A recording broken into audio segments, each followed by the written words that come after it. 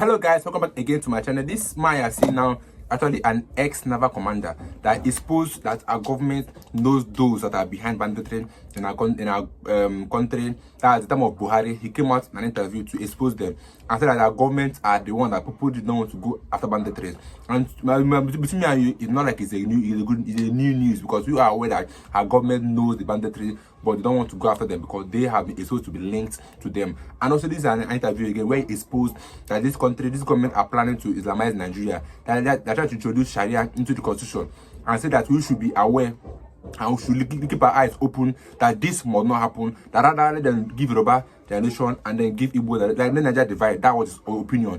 And I'd like you guys to just hear what you have to say on this interview, and then I'll be with you guys shortly. Removal of person in section 24 of the Constitution, section 262, section 277, and section 288, so that other relevant laws, like the public, the commercial law, Islamic commercial law, the Islamic company law, the Islamic international law, can have a place in the Constitution.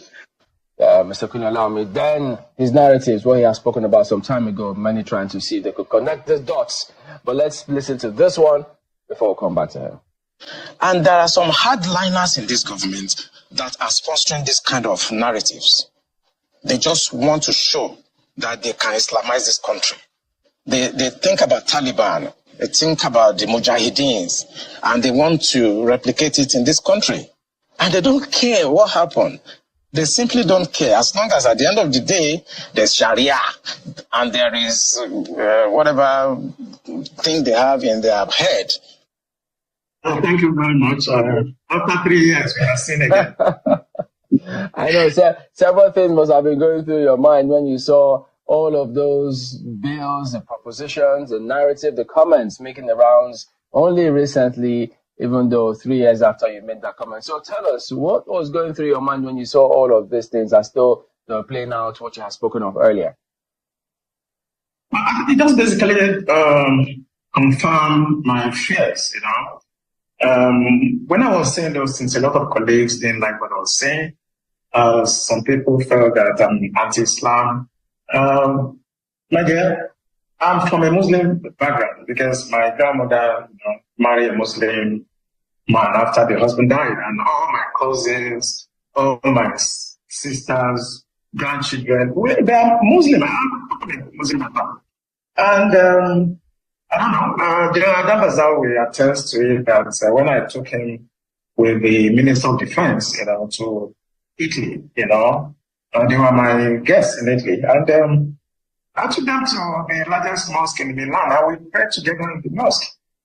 And I think I will tell you, I took him to Alaska Mosque in Israel to pray. And I have nothing against Israel. But you see, we are talking about identity and governance in this country.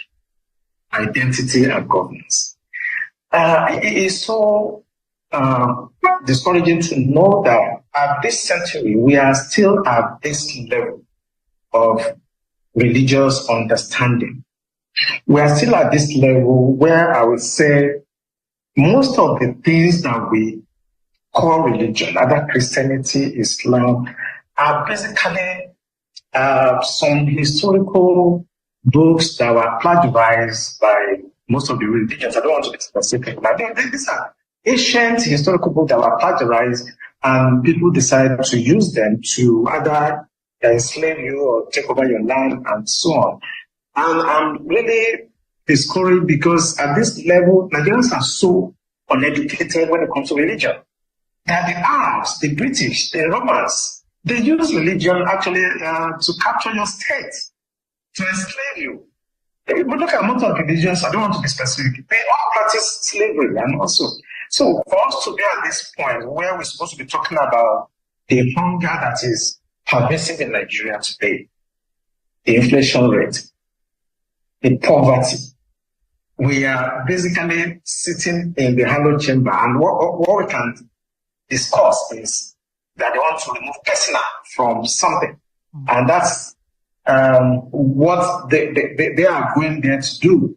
When people are dying, people are committing suicide, families are collapsing, and they will sit down there and start talking about removing personnel so that they can basically Islamize the country finally, because once you remove that personnel, technically now Nigeria is Islamized. All right, I want to be able to get the understanding of that, because the sections that that were the places that they were looking for amendments to, sections 24, 262, 277, and 288.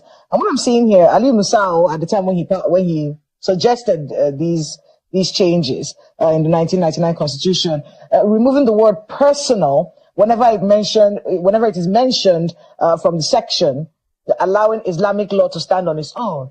Explain to me the correlation between that and Islamizing the country, just so we can understand where you're coming from on this debate. Yeah, where I'm coming from is very simple. We may think it's semantic, but it is not. Personally, just talk about issue of marriage, things that are personal, maybe inheritance, maybe divorce, But if you look at the antecedents, Sanfara started this by introducing something that is taking care of criminal laws. Okay? So now they want to extend it. Instead of them to actually discuss the 1999 Constitution, it is a fraud already. That Constitution is a fraud. Now what you are doing now, you want to start, advancing the interest of those religious groups to actually now confirm that Nigeria is an Islamic state. And let me tell you something that people don't know. This thing was caused by the British. Between 1900 and 1960, they knew that they cannot govern the North except they allowed them to practice their religion, and they were using their religious leader to basically govern them. It is called indirect rule. Immediately after independence, 1960, the British knew that they should not have forged these two people together. They know.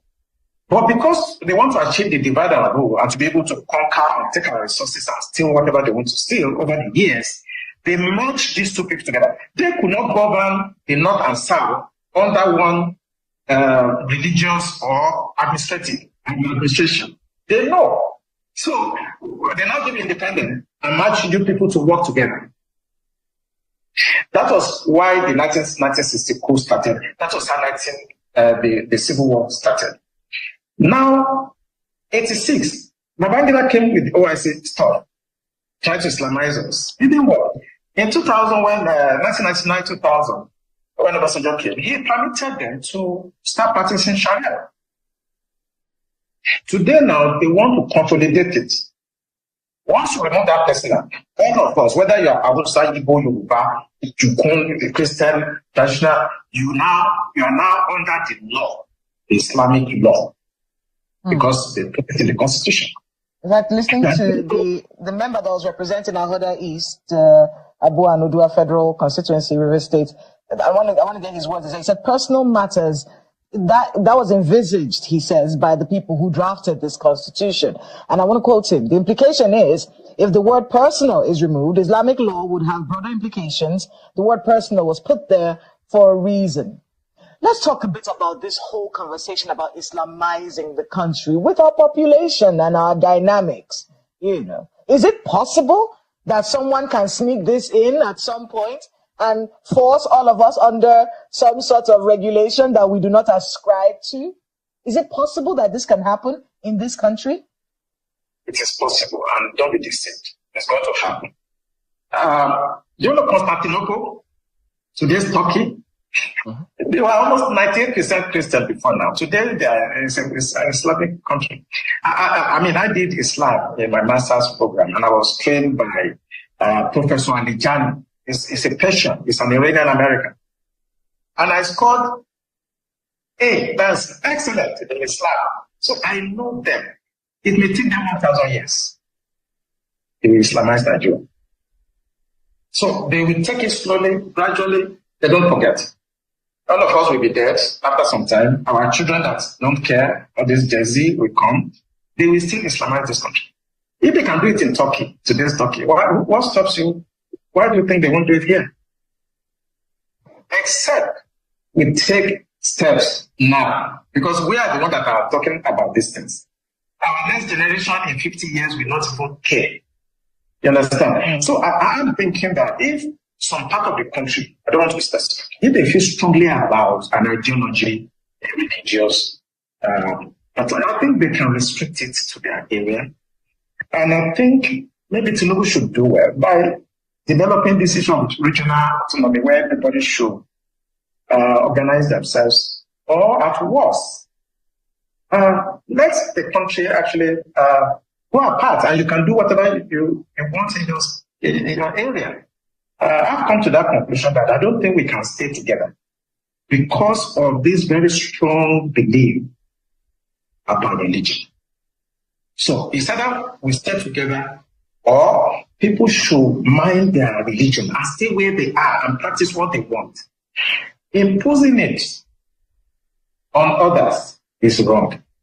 I study Islam, and I don't want to talk blasphemy here. If I start talking about Islam in the next 3 hours, we will not live here. No, we don't want you to talk blasphemy either.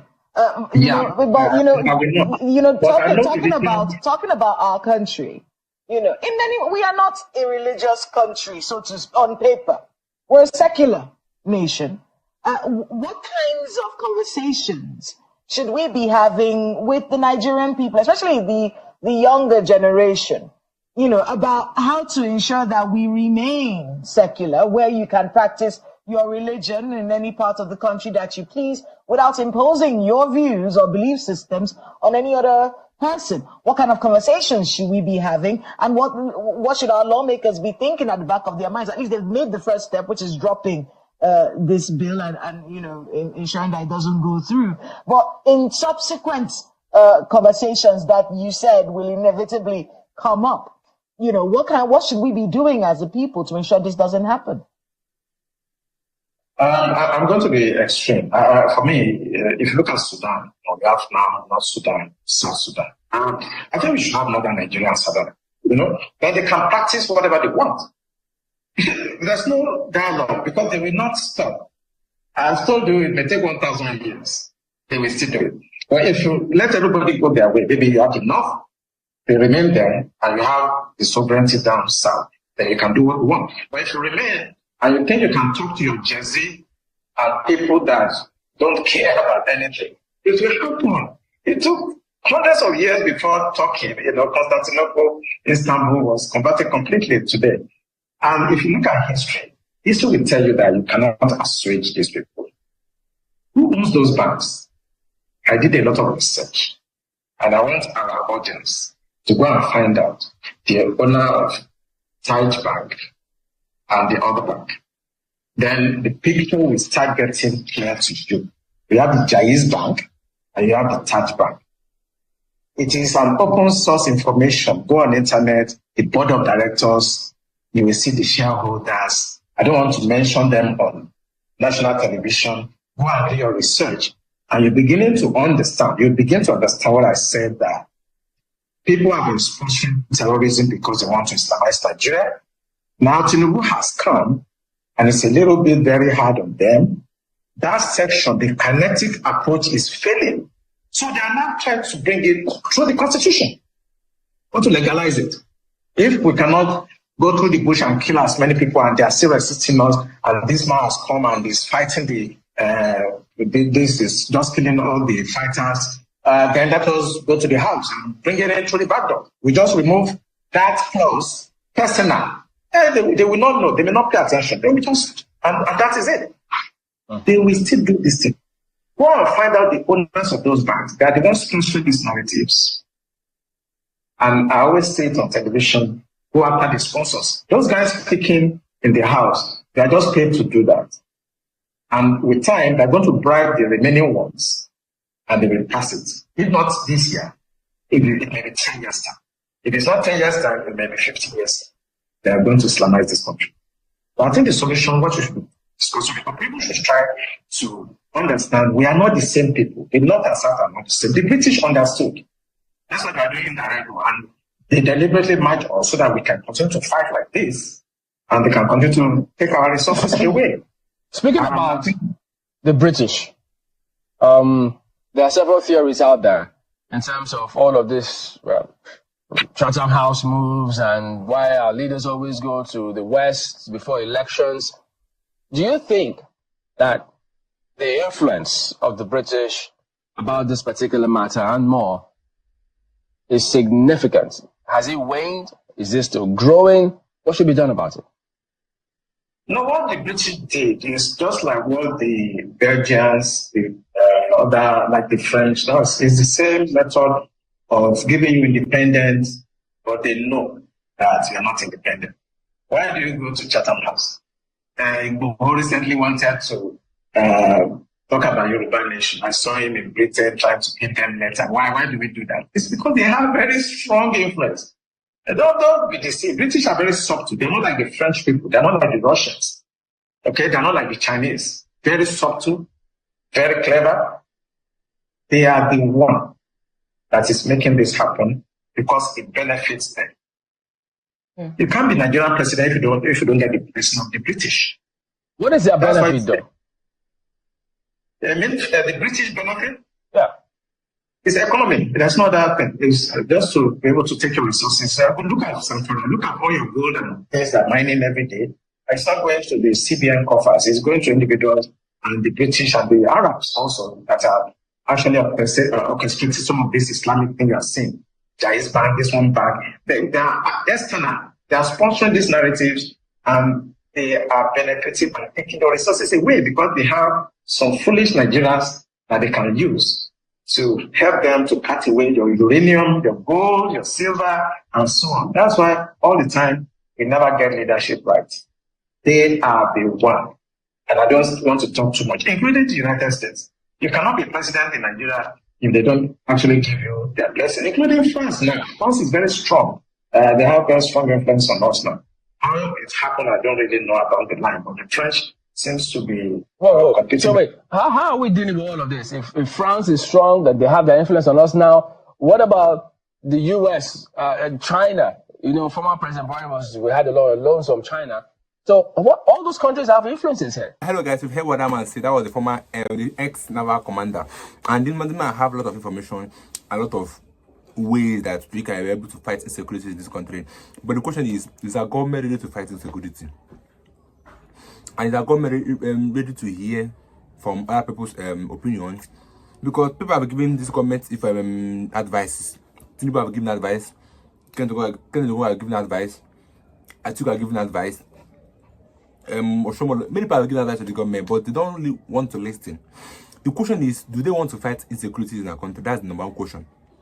Because so far, this was among those that exposed the term of Buhari that our government knows who the bandits are, but they don't who the bandits are rather, but they don't want to go after them because of why they are linked to them. That means that they don't want to fight insecurity first of all. So this man is actually the main person that is meant to take up the insecurity in this country, or the security body in this country, because he has a lot of information, he has a lot of such strategies, he has a lot of scopes on how to shield and reduce the insecurity in this country. But the thing is that the government itself don't even want to fight insecurities.